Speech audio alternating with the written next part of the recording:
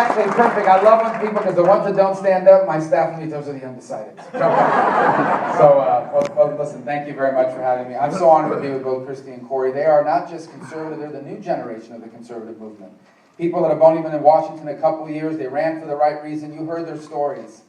And it's why this election is so important. We need to get more people like this in our movement and in our party, because this election is a turning point in American history. I believe that with all my heart. 2016 is going to be a turning point in our history. Now, our history is a lot to be proud of. This is the greatest country in the history of all mankind. Okay? Why? I'll tell you why. Because we were founded on an incredibly powerful principle. That our rights do not come from the government.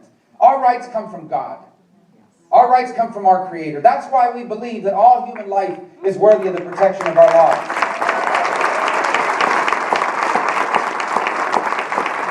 That's why we believe in free enterprise, because we believe you have a God-given right to go as far as your talent and your work will take you. That's why we believe in individual liberty. That's why we are the freest, the most prosperous, and the most powerful nation in the history of all mankind. This is the great country that was left to us by our parents and by our grandparents. And this is what is now in peril.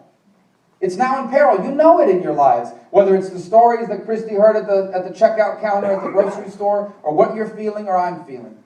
That something is changing in America and it's not good. We don't recognize our own country anymore sometimes. And the reason why is because we have a president that wasn't interested in fixing the problems in America. Our president right now, he wants to change America.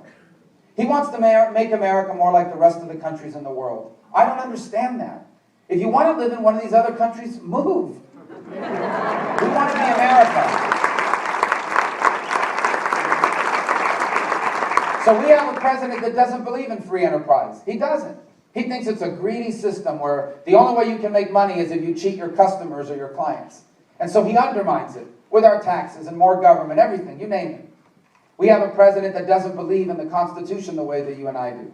He thinks the Constitution is either an impediment or a living and breathing document, meaning it can mean whatever they want it to mean, and so he ignores it. With executive orders, with liberal justices, with an attorney general that instead of fighting for your constitutional rights, conspires with him to undermine them. He doesn't believe America is a great global power. He believes America is an arrogant global power.